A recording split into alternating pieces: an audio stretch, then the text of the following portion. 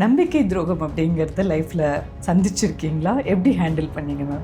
ரொம்ப நாள் ஒருத்தரை நம்பிக்கிட்டே இருந்துட்டு அதுக்கப்புறம் இந்த மாதிரி ஒரு கணக்கு போட்டு தான் இந்த ஆள் நம்மளை வச்சு அந்த பர்சனே இல்லை ஒரிஜினலி இவங்க அப்படின்னு நமக்கு தெரியும் போது வர்ற ஒரு ஷாக் இருக்கு பாங்க.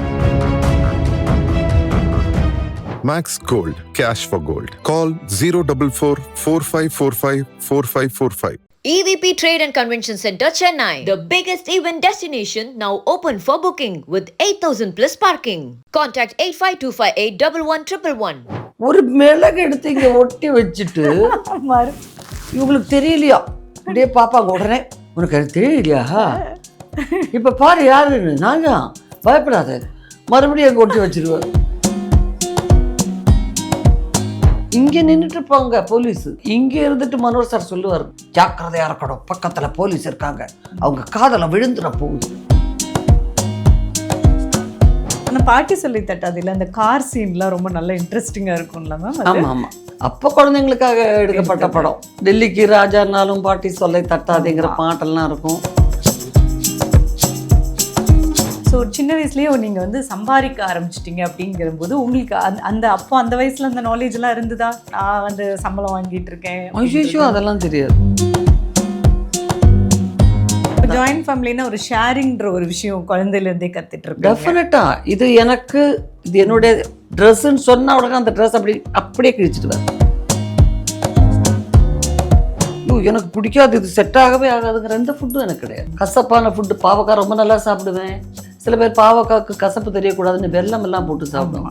அதெல்லாம் என் பழக்கம் கிடையாது. எங்கள் வீட்டில் பாவக்காய் கசப்பானது, அந்த கசப்போட சாப்பிடணும், அதான் உடம்புக்கு நல்லதுன்னு அப்படியே சாப்பிடுவாங்க. நீங்கள் இருக்கிற அழகுக்கு நிறைய பேர் அப்போ லவ் பண்ணுறேன்ட்டு சொல்லியிருப்பாங்கல்ல மேம்? அது எனக்கு தெரியாது. அதுக்கெல்லாம் ஜாயின்ட் ஃபேமிலி அதுக்கான வாய்ப்பே இல்லை. பின்னையும் திங்க் பண்ணுவானே இருக்குமா இருக்கலாம். அப்புறம் எல்லாரையும் அண்ணன் அப்படின்றது. உங்களுக்கு மனோரமா மேம் கிட்ட இருந்து, ஆட்சி கிட்ட இருந்து உங்களுக்கு பிடிச்சது அந்த ஹியூமரஸ் டயலாக்ஸ், அதெல்லாம் அந்த மேனரிசம் எல்லாம் நீங்க கேட்ச் பண்ணியிருப்பீங்களா அந்த மாதிரி டைம்ல? நான் எனக்கு எல்லாரும் ஆட்சின்னு கூப்பிடுவாங்க, பட் அவங்க வந்து நாத்தான் தான் கூப்பிடணும்னு சொல்லியிருக்காங்க. ஏன்னா தன்னை பற்றி யாரும் பேசுகிறத கூட ஒத்துக்க மாட்டாங்க. அடுத்தவங்களை பற்றியெல்லாம் எந்த மேடையிலையும் பேசிட்டு நான் எதுவுமே மறைக்க மாட்டேன், டக்கு டக்குன்னு சொல்லிட்டு வேணுவாங்க. சீனத்துக்கு டக்கு டக்குன்னு ஒன்றை பற்றி சொல்லு, மற்றவங்களை பற்றி சொல்லாத, ஒன்றை பற்றி டக்கு டக்குன்னு சொல்லிடு. அழுவுறது ஈஸியா, நான் சிரிக்கிறது ஈஸியா மேம்? சிரிக்க வைக்கிறதும் சிரிக்கிறதும் தான் கஷ்டம். இல்லை எல்லாத்துலேயுமே நான் குழந்தைங்க, என் பையனுக்கும் எனக்கும் ஒரே வயசுன்னு தான் என்னுடைய நம்பிக்கை. ஓ சூப்பர். ஏன்னா ஒரு குழந்தை பிறக்கும் போது தானே ஒரு தாயும் பிறக்குது, சேர்ந்து தானே அந்த வயசை தானே இருந்திருக்கணும். ஆமா, அவன் தான் நிறைய விஷயம் சொல்லுவான். ஐயோ அப்படி அம்மா, அது அம்மா ஒரிஜினல் முருகன் இல்லை, நீ அதை வச்சு கும்பிடாத. தமிழ், தெலுங்கு, மலையாளம், கன்னடம், ஹிந்தின்னு கிட்டத்தட்ட 50 வருடங்களுக்கும் மேலே 700 படங்களில் நடிச்சிருக்காங்க. சூப்பர் குயின் ஆஃப் சினிமா இண்டஸ்ட்ரின்னு தான் சொல்லணும். ஊர்வசி மேம், வணக்கம் மேம். வணக்கம். 50 வருஷம் ஆவலா சிவா? கிட்டத்தட்ட நெருங்க போகிறோம். கிட்டத்தட்ட இல்லை 40+, பட் நான் வந்தது 9 இயர்ஸில் ஆக்ட் பண்ணி. அதுதான் சினிமாவில் பேபி ஆர்டிஸ்டாக வந்தேன். வந்து கொஞ்சம் படங்கள் நடித்தேன். ஒன்லி மலையாளம் தான் நடிச்சுட்டு அப்புறம் கொஞ்சம் ஸ்கூல்ஸ் ஏன்னா கொஞ்சம் ஹைட் இப்படி ஆகும், அப்படியே அந்த ஒரு ஸ்டேஜில் வந்து நமக்கு பேபி ஆர்டிஸ்டா இல்லையாங்கிற ஒரு கன்ஃபியூஷன் இருக்கும். ஆமாம். ஸோ ரஜினி சார் கூட நீங்கள் நடிக்கிறதுக்கான வாய்ப்பு வந்ததா மேம்? அவர் கூட நடிக்கணும்னு நினச்சிருக்கீங்களா? ரொம்ப ஆசை எனக்கு அவர் கூட நடிக்கணும், ரொம்ப ரொம்ப ஆசை. ஏன்னா அவருடைய காமெடி வந்து சின்ன பசங்க காமெடி மாதிரியே இருக்கும். ஆமாம், அவங்களுக்கு பிடிச்ச காமெடியாக இருக்கும். ரொம்ப ஆசைப்பட்டேன். எப்போவுமே நான் ஆசைப்படுறது உண்டு. ஃபஸ்ட் எனக்கு வந்த வாய்ப்பு நல்லவனுக்கு நல்லவன். அதில் வந்து ரஜினி சார் பொண்ணாக நடிக்கிற வாய்ப்பு தான் வந்துச்சு. ஓ ஆமாம். ஆனால் அப்போ என் மேனேஜராக இருந்தவங்க ராஜீவின்னு ஒரு ஆண்டி தான் இருந்தாங்க.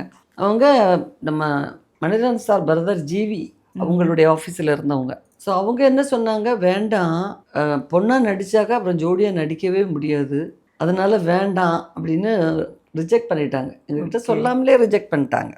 அதுக்கப்புறம் சில படங்கள் அதே மாதிரி தான், ஏவிஎம்முடைய படங்கள் தான் சிலது, நான் மகான் அல்லவா அந்த மாதிரிலாம் சில படங்கள். அதுக்கப்புறம் ரொம்ப நாளைக்கு அப்புறம் முத்து படம் தான். அதில் ஒரு கேரக்டர், அந்த கேரக்டர் வந்து முத்துவை வந்து ரொம்ப இன்னசென்ட் கேரக்டர் மாதிரி, மாயா பஜாரில் நான் பண்ண ரோல் மாதிரி ரொம்ப இன்னசென்ட்டான ஒரு கேரக்டர் மாதிரி தான் இருந்துச்சு. ஸ்கிரிப்டில் அது கே.எஸ். ரவிக்குமார் சாரும் ரமேஷ் கண்ணா அவங்களும் 2 பேரும் சேர்ந்து அதை டெவலப் பண்ணி அது ரொம்ப பெரிய கேரக்டராக மாறிடுச்சு. அப்புறம் அது ரஜினி சார் தான் ஃபோன் பண்ணி எனக்கு சொன்னார், உருவசி இந்த கேரக்டரை டெவலப் பண்ணி ஃபஸ்ட் டைம் உருவசி ரஜினிகாந்த் அப்படின்ட்டு. இப்போ மீனா கேரக்டரும் கீழே போகுது, பல இடங்களில் ரஜினி சார் கேரக்டரும் கொஞ்சம் டவுன் ஆகுது. இது அப்படியே டவுன் பண்ணி பெர்ஃபார்ம் பண்ணி நீங்கள் வேற மொத்தமாக டவுன்லேட் பண்ணிடுவீங்க. எந்த அளவுக்கு அப்போ வந்து ஆடியன்ஸ் அக்செப்ட் பண்ண மாட்டாங்க ரஜினி சாரோடைய படங்கள் அப்படின் போது. அது சில இடங்கள்லாம் கொஞ்சம் சேஞ்ச் ஆகும், கொஞ்சம் அது கம்மியாகவும் பரவாயில்லைன்னாங்க.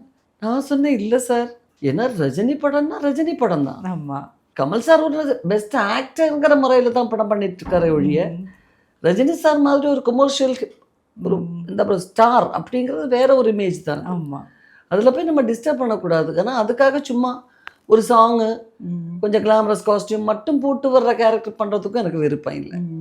அப்போ நான் சொன்னேன் பரவாயில்ல சார், நான் ஆயுத பூஜைங்கிற படத்துக்காக நாகர்கோவிலில் ஸ்டே பண்ணியிருந்தேன். அப்போ ஸோ அந்த ஹோட்டலில் வந்து ரஜினிகாந்த் பேசினார், ரஜினி சார் பேசினாருன்னு.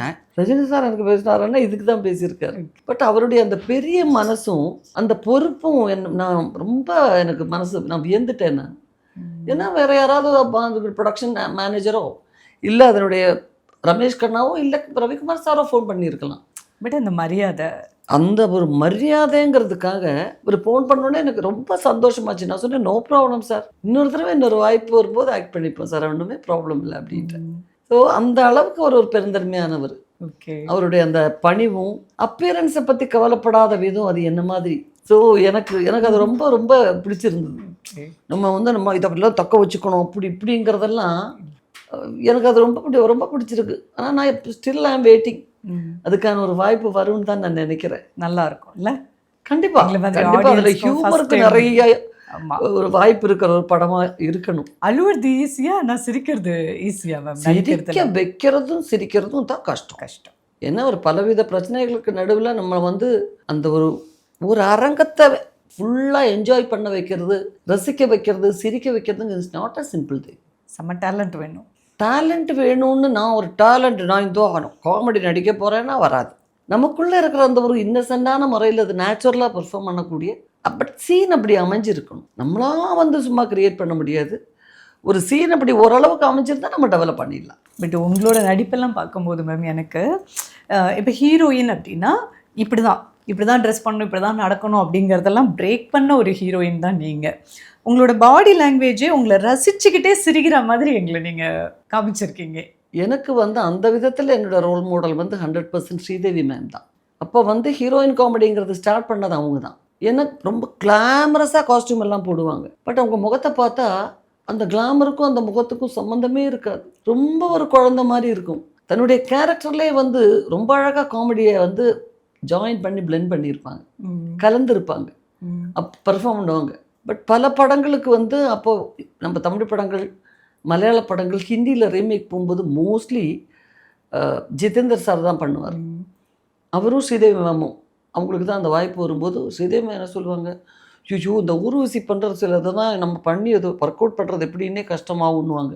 என்ன பார்க்கும்போது சொல்லுவாங்க, நீ பாட்டுக்கு எதையாவது பண்ணி வைக்கிற, அது மாதிரி வரலன்னா அவங்க வந்து என்கிட்ட கேட்பாங்க, அவங்க பண்ண மாதிரி நீங்கள் பண்ணுங்கன்னுவாங்க. எனக்கு அது என்ன பண்ணுறது, நீ ரியலி ஓகே நிஜமாக சொல்கிறேன். எனக்கு அதுக்கு ரொம்ப அதிசயமாக இருக்கும். இவங்க நம்ம அவ்வளோ ரசிக்கிறோம்.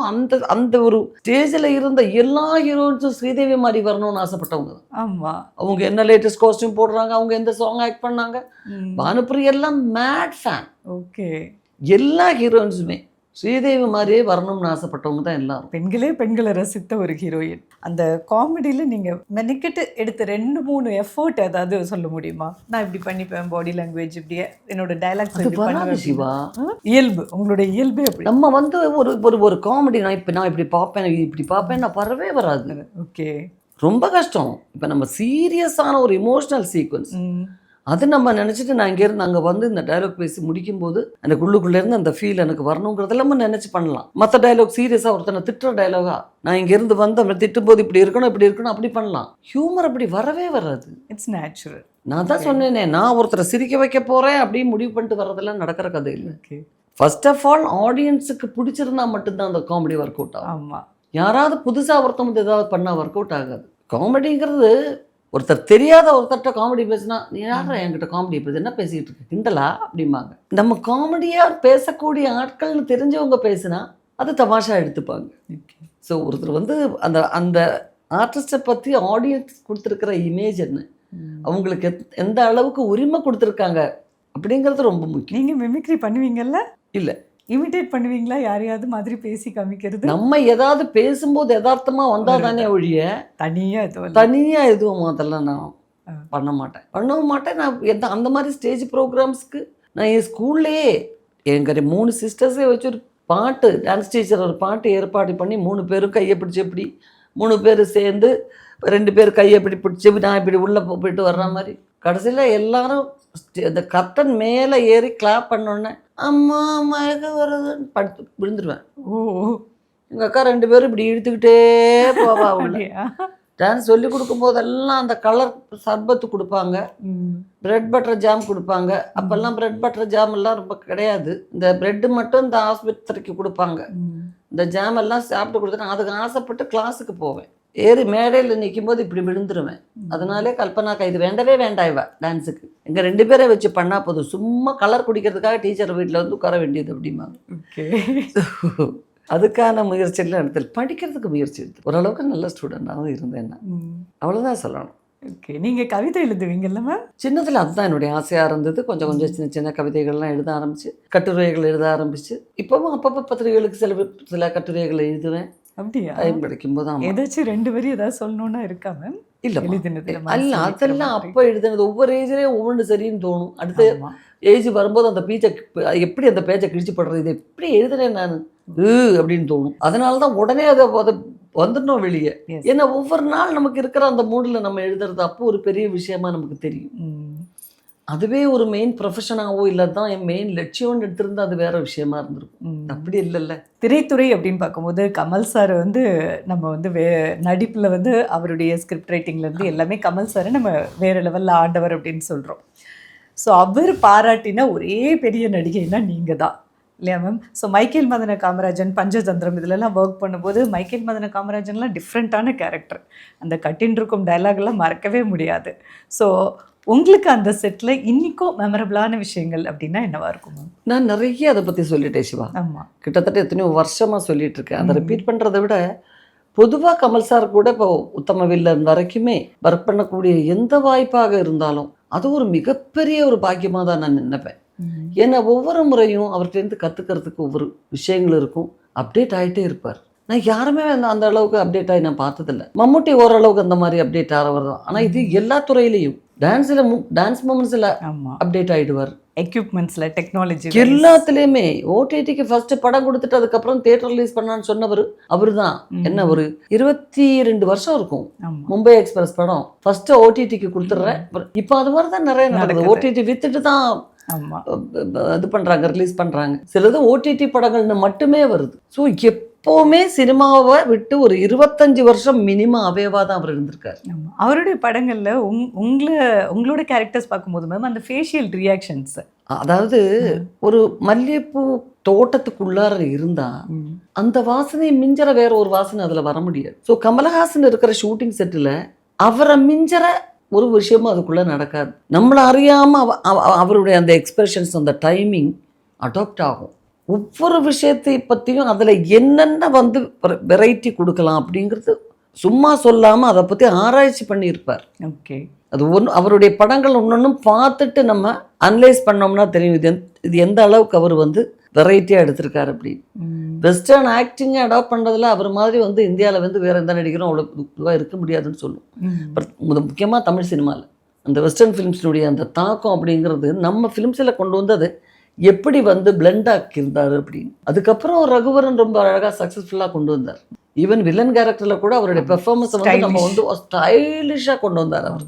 அதுக்கப்புறம் பிரகாஷ் ராஜ் வேற ஒரு விதமாக அவர் வெளிப்படுத்தினார். இவ்வளோ வருஷத்துக்கு முன்னாடி கொண்டு வந்தவர் கமல் சார். அது இங்கே கொண்டாந்து வச்சு எந்த அளவுக்கு இப்போ மைக்கேல் மதன காமராஜன் காமேஸ்வரில் கொண்டு போய் பிளான் பண்ணியிருப்பார். ஆமாம், பெரிய விஷயம். ஒரு படத்தில் ஒரு 10 கேரக்டர், எல்லாம் இன்பமயம்னு ஒரு படம் முன்ன வந்திருக்கும். அது அன்னைக்கு டிவியில் தான் பார்க்க முடியும். அந்த படம் ஞாயிற்றுக்கிழமை வரும், அப்போ தான் பார்க்க முடியும்.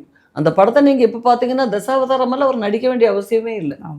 எவ்வளோ கெட்டப்ஸ் பண்ணியிருப்பார் அந்த படத்தில். ஓகே, நிறைய கெட்டப்ஸ் போட்டுறாரு. இதெல்லாம் யாருக்கிட்ட இருக்கும் அந்த படம்னு தெரியல. எனக்கெல்லாம் அது பார்க்கணும்னு ஆசை மறுபடியும். அந்த காலத்து காமெடி அப்படி இருக்கும். ஓகே. அதாவது அந்த ஹீரோயினை வந்து ஹீரோயினை ஏமாத்துறதுக்கு ஆள்மாறாட்டத்தில் வர்ற ஒரு ட்ரெண்ட் எல்லா கொமர்ஷியல் படத்துலேயும் எம்ஜிஆர் சர்க்காரத்துல இருந்தே இருந்தது. இருக்கு. அதை கிண்டலாக சொல்லுவாங்க, ஒரு மிளகு எடுத்து கம்பில் விட்டா வச்சு இங்கே ஒரு மறு இருக்கிற மாதிரி வந்தால் தெரியாதான் ஹீரோயினுக்கு. தில்லுமுல்லுல ரஜினி சார் அந்த மீசை எடுத்துட்டு மீசை வச்சுட்டு அதுவாது பரவாயில்லப்பா, மீசை எடுத்து மீசை வச்சா கூட நிறைய ஒரு ஆளுக்கு நிறைய டிஃப்ரென்ஸ் வரல. இப்போ இவர் வந்து நம்ம கேமராமேன் வந்து தாடி எடுத்துட்டு வந்தால் நமக்கு திடீர்னு இவரை பாரு எங்கேயோ பார்த்த மாதிரி இருக்கு, அவர் தானோ அப்படின்னு தோணும். அதெல்லாம் ஒரு பெரிய டிஃப்ரென்ஸ்னு சொல்லலாம். ஓகே. ஒரு மிளகு எடுத்து இங்கே ஒட்டி வச்சுட்டு இவங்களுக்கு தெரியலையா அப்படியே பார்ப்பாங்க. உடனே உனக்கு அது தெரியலையா, இப்போ பாரு யாருன்னு, நான் தான் பயப்படாத, மறுபடியும் அங்கே ஒட்டி வச்சிருவார். ஒட்ட வச்சு பண்றீங்க. இல்லை இல்லை, நமக்கு அது தமாஷா சொல்லி அப்படியே நம்ம வந்து உடப்பாவே ஏயா இப்படிலாம் பண்ணக்கூடாது. பட் ஒரு கிராமத்தில் இந்த மறு வச்ச எம்ஜிஆர் என்னது ஒரு மறு இருக்கிற மாதிரி இருக்குது, அந்த எம்ஜிஆர் இல்லையோ, டபுள் ஆக்ஷன் வராங்களா, டபுள் ஆக்ட் கொடுக்குறாரா அப்படிம்பாங்க. இதை சொல்ல வேண்டி இருக்கு, இந்த கேரக்டர்னு சொல்ல வேண்டி இருக்கு. நிறைய விஷயங்கள்ங்க. இங்கே நின்றுட்டு இருப்பாங்க போலீஸ் அப்படியே நின்றுட்டு இருப்பாங்க. இங்கே இருந்துட்டு மனோர் சார் சொல்லுவார், ஜாக்கிரதையா இருக்கணும், பக்கத்துல போலீஸ் இருக்காங்க, அவங்க காதல விழுந்துட போகுது இங்க இருக்கிற போலீஸ்காரருக்கு. இது மனோர் சார் இங்கே, அவரு இங்க வந்து போலீஸ். இப்படி எல்லாம் படத்தை பார்த்துருப்போம். என்னென்ன படம் பார்த்துருப்போம். அந்த பக்கம் ஃபோன் கட்டு இருக்காது, ஒருத்தர் ஃபோன் பண்ணுவாங்க, ஃபோன் கட்டு இருக்காது. அப்போ இவங்க சொல்றதுல இருந்து அதுல ஃபோன்ல என்ன பேசுறாங்கன்னு தெரியணும். அதுல என்ன புரியாது மக்களுக்கு. அதனால ஃபோன் எடுத்துட்டு, என்னது கோபாலகிருஷ்ணனா, எங்க பார்க்கலையா, எப்போ 4 மணிக்கா, இன்னைக்கா, நான் வரேன். அப்ப நமக்கு தெரிஞ்சு போச்சு, கோபாலகிருஷ்ணா அந்த பார்க்குக்கு வர 4 மணிக்கு இங்க போறாங்க, ஆடியன்ஸ்க்கு தெரிஞ்சிச்சு. இப்படி எல்லாம் படம் பார்த்துருப்போம். அதுல இருந்தெல்லாம் எப்படி அப்டேட் ஆயிருக்கும். இந்த பேட்டர்ன் ஒவ்வொரு காலத்திலேயும் மாறி மாறி மாறி கொஞ்சம் கொஞ்சம் மாறி வேற விதமா வந்தது. அதுல ஒண்ணுதான் இந்த ஹீரோ வந்து வேற வேஷம். இப்போ கமல் சார் வர்றது வந்து சுத்தமா தெரியாத வருவார். எல்லாம் என்பமயத்தில் ஒரு சீன்ல வந்து நைட்டு ஸ்ரீதேவி மேரத்தை வந்து ஏமாத்துறதுக்காக அந்த கரண்ட் கட் பண்ணி விட்டுருவார். மேலே போய் உட்காந்து கரண்ட் கட் பண்ணுவாங்க. கட் பண்ணோடனே இவர் அதை சரி பண்ணுறவராக வருவார். காக்கி ட்ரெஸ் எல்லாம் போட்டு இந்த பழுக்க மட்டை மாதிரி விக்கெல்லாம் வச்சு இப்படி வச்சு வாயெல்லாம் இப்படி வச்சுக்கிட்டு, எங்கே இருக்க லைட் சொல்லுங்கோ, மெயின் சுவிட்ச் அப்படின்னு வருவார். நிச்சயமாக கண்டுபிடிக்க அது ஒரு புது கேரக்டராக கமலஹாசனை தெரியாதவங்களா இருந்தால் அவர் வந்து அந்த படத்தில் ஒரு கேரக்டர் பண்ணிட்டு போகலாம் இந்த கெட்டப்பில். இவருங்கிறதுனால தான் தெரியும் நம்மளுக்கு. இல்லைன்னா வேற ஒரு நடிகரை அவர் தாராளமாக ஆக்ட் பண்ணலாம். நீங்கள் அவ்வளோ அவரை ரசிச்சிருக்கீங்க. ஆமாம்மா, நான் அதனால தானே எல்லாரும் நினைக்கிறாங்க அவர் கூட நடிக்க ஆரம்பிச்சதுக்கு அப்புறம் தான் நான் அவருடைய ஃபேன். நிஜமா கிடையாது. அவருடைய படங்களை பார்த்து 3ஆம் முறை வரைக்கும் பார்த்து ஃபேன் ஆனதுக்கு அப்புறம் தான் நான் அவர் கூட நடிக்க ஆரம்பித்தேன். ஒரு ஃபேனாக இருந்து கூட நடிக்கும்போது ஒரு பயம் அதெல்லாம் இருந்ததா? அப்போ இல்லை, பயம்ன்றது இல்லை, முதல்ல பார்க்கும்போது அந்த ஒரு வியப்பு நமக்கு இருந்துச்சு. கண்டிப்பாக அது சரியாகுமா என்னங்கிறது. பட் எனக்கு ஈவன் சிவாஜி சார் கூட நடிக்கும்போதும் பயங்கிறது இருந்தது கிடையாது. ஏன்னா எனக்கு இவ்வளோதான் தெரியும், எனக்கு தெரியலன்னா என்னை வீட்டுக்கு அனுப்பிச்சிடுங்க, அவ்வளோதான் என்னுடைய தியரி, அவ்வளவுதான். எப்படியாவது இங்கே வந்து தொங்கி நடிச்சே ஆகணும் அதெல்லாம் கிடையாது. என் வீட்டில் அப்படி கம்பல் பண்ணதில்லை. உனக்கு ஏதாவது விஷயம் பிடிக்கலன்னா பேசாம சொல்லிட்டு வந்துரு வீட்டுக்கு, அவ்வளவுதான். அப்போ அதனால எப்போவுமே நம்ம அந்த ஒரு தெளிவில் தான் இருப்போம். இல்லை இவங்களோட நடிக்கும்போது அவங்களுக்கு என்ன பிடிக்க மாட்டேங்குதா, சரி சரி ரொம்ப தேங்க்யூ சார், நான் வீட்டுக்கு போயிட்டு வரேன், டாட்டா. எந்த வருத்தமும் இல்லாதனால அதனால பயம் வரல, பயம் வந்தது கிடையாது. பட் கமல் சார் நான் அப்பவும் அவர் நடிக்கிறது ஊத்து பார்ப்பேன், அந்த டைமிங்கு அதெல்லாம் ஊத்து பார்ப்பேன் எல்லா காலத்துலேயுமே. இப்போவுமே சரி, நடிகர்னு மட்டும் இல்லை, நடிகருங்கிற ஒரு சின்ன வட்டத்தில் நிறுத்த முடியாது. அந்த வட்டத்துக்குள்ளே மட்டும் அவர் ஒரு ஆர்ட் டிபார்ட்மெண்ட்ல இருந்து, அசிஸ்டன்ட் டைரக்டர்ல இருந்து, டான்ஸ் மாஸ்டர்ல இருந்து எல்லா டிபார்ட்மெண்ட்டும் ஓரளவுக்கு எக்ஸ்பீரியன்ஸ் ஆனவர். இங்கே வந்து ஒரு ஒர்க் ஷாப் நாள் வந்து ரிஹர்சல் மாதிரி பண்ணி with light up, camera, costume rehearsal பார்த்துட்டு நெக்ஸ்ட் டே தான் டேக்குன்னு வச்சவர் அவர் தான். ஃபுல் கேமரா யூனிட்டோட பண்ணிட்டு தான். ஸோ அந்த ஃபுல் டே ஒரு ஃபுல் டே ஷூட்டிங்கான செலவு பண்ணி ரிஹர்சல் எடுப்பார். இல்லாமல் சும்மா வந்து நம்ம ஒர்க் ஷாப் பண்ணுற மாதிரி கொஞ்சம் இங்கே வாங்க இங்கே வாங்க எங்கேயோ இருந்து நம்ம வந்து ரிஹர்சல் பண்ணிவிடுவோம். ஸ்பாட்டுக்கு வரும்போது அந்த மாதிரி இந்த மாதிரி ஒரு ஹால் மாதிரியே இருக்காது. இப்படி படி இறங்கி அங்கே ஏறி அங்கே போய் ஒரு கிச்சனை தாண்டி வந்து இந்த லொக்கேஷனில் பர்ஃபார்ம் பண்ணும்போது நம்ம அங்கே ரிஹர்சல் பண்ணதெல்லாம் போயிடும் அந்த மாதிரி. ஸோ அதுதான் ரீசன். பட் என்றைக்குமே கமல் சார் என் மனசில் இருப்பார். அவர் மேலே இருக்கிற மரியாதை குறையவே குறையாது. இப்போ பகீரத் சாரோட அசிஸ்டன்ட்ஸ்னு பார்க்கும்போது பாண்டியராஜன் சார் கூட நீங்கள் பாட்டி சொல்லி தட்டாதில் நடிச்சிருப்பீங்க. ரொம்ப அழகான ஒரு படம் இல்லையா? ஆமாம். நகைச்சுவையில் மக்களை சிரிக்க வச்ச அந்த ஒரு படம். அதில் மனோரமா மேம் கூடயே நீங்கள் நடிச்சிருப்பீங்க. ஸோ அந்த அனுபவம் எப்படி இருந்தது? இல்லை, மனோரமா அம்மாவை எனக்கு அதுக்கு முன்னாடியிலேருந்து தெரியும். அவங்க தான் இண்டஸ்ட்ரியில் என்ன பொடின்னு கூப்பிட்றவங்க, என் வீட்டில் கூப்பிட்ற மாதிரியே கூப்பிட்றவங்க. எனக்கு சாப்பாடு ஊட்டுவாங்க, நீ என் வீட்டுக்கு வந்துடு, உனக்கு பூபி அண்ணன் இருக்கார் அங்கே வீட்டில், என் பொண்ணா நீ இருந்துக்க அப்படிம்பாங்க. ரொம்ப இஷ்டம், ரொம்ப இஷ்டம். அவங்க பள்ளத்தூரில் அவங்க வீட்டில் என்னை கூப்பிட்டு போனாங்க. ஓகே. இப்போ அவங்க வேற யாரோ வாடகைக்கு இருக்காங்க. அந்த வீட்டில் போய் உட்காந்து, அந்த வீட்டு படியில் உட்காந்து நிறைய விஷயங்கள், அவங்க சின்னதில் நடந்த விஷயங்கள்லாம் என்கிட்ட பேசுவாங்க. நான் இங்கே தான் படுத்துப்பேன், என் அம்மா இங்கே வந்து துணி துவைப்பாங்க. கிணக்கு நீள வாக்கில் இருக்கும் வீடு, ஒரு சிங்கிள் ரூம் தான், நீளத்துக்கு இருக்கும். இந்த மூலையில் வந்து அங்கே அழகாக கிணறு இருக்கும். அங்கே அந்த துணி துவைக்கிற கல் அது இதெல்லாம் வச்சு ஒரு பாத்திரங்கள்லாம் அங்கே கொண்டு போய் போட்டு கழுவுறது. அங்கே வெயில் வரும், அங்கே ஓப்பனில் இருக்கும். மற்றதெல்லாம் கவர்டாக இருக்கும். இந்த கடைசியில் தான் கிச்சன் இருக்கும். கிச்சனில் அது பண்ணுறது, நடுவில் இந்த இடம் வரைக்கும் இங்கே உட்காந்து கொஞ்சம் சாப்பிடுவாங்க, இங்கே அப்படியே படுத்துக்கிறது, அந்த மாதிரி. ஸோ அப்போ என்னடான்னா, அந்த சின்ன குழந்தைங்கள்லாம் வந்து 1 பாத்ரூம் எல்லாம் அங்கேயே போயிடுவாங்க. ஒரு சின்ன காபா மாதிரி அங்கே வச்சிருக்கு, அதுக்கு போயிடும். 2 பாத்ரூமுக்கு வெளியே மரவா கட்டியிருப்பாங்க, அதுக்கு வெளியே தான் போகணும், ஏன்னா அப்போ வீட்டுக்குள்ளே வைக்க மாட்டாங்க. ஸோ அதெல்லாம் நிறைய கதைகள் சொல்லுவாங்க. மனோரமாச்சிக்கிட்ட ஒர்க் பண்ணுறது எனக்கு புதிய விஷயம் இல்லை. பாண்டியராஜன் கூடவும் நான் வந்து பாட்டி சொல்ல தட்டாத பண்ணேன். அதுக்கப்புறம் சுப்பிரமணிய சுவாமின்னு ஒரு படம் பண்ணேன். வேற ஒரு படம் பண்ணோம், அது ரிலீஸ் ஆகலை. விஜிபியில் எல்லாம் நாங்கள் ஷூட்டிங் போனோம். ஸோ இல்லைன்னாலும் என்ன பாண்டியன் ஒய்ஃபு எங்களுக்குள்ள ரொம்ப நாங்கள் ஃப்ரெண்ட்ஸு. சமைச்சு ரொம்ப அழகாக சமைப்பாங்க அவங்க. ஆனால் பாட்டி சொல்லி தட்டாது இல்லை, அந்த கார் சீன்லாம் ரொம்ப நல்ல இன்ட்ரெஸ்டிங்காக இருக்கும்ல மேம்? ஆமாம் ஆமாம், அது அப்போ குழந்தைங்களுக்காக எடுக்கப்பட்ட படம். டெல்லிக்கு ராஜானாலும் பாட்டி சொல்லை தட்டாதுங்கிற பாட்டெல்லாம் இருக்கும்.